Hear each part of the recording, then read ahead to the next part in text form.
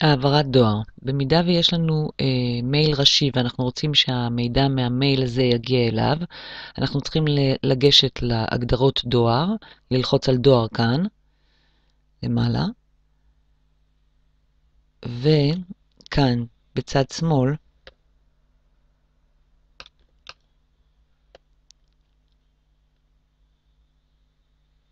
מופיע גלגל ההגדרות. כאן אנחנו נבחר הגדרות, אוקיי? בלשונית העברה, כאן, אנחנו נכניס את הכתובת הראשית שלנו, אוסף כתובת להעברה, נקליד את כתובת המייל, לדוגמה,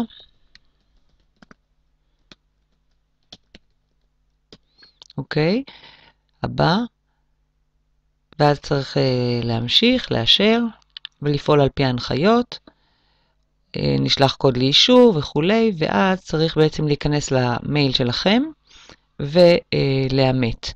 אוקיי? כאן כמובן לא נעשה את זה, כיוון שזה לא החשבון שלי באמת.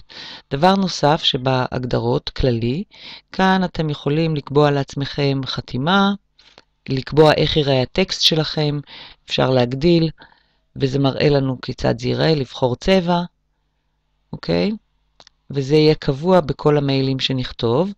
כמו כן, יש פה מקום להעלות תמונה. הנה, התמונה שלי. בחר תמונה, לבחור תמונה מהמחשב, וזה חשוב כי אז יראו אתכם מגיבים, תמיד תהיה את התמונה שלכם ליד. בהצלחה.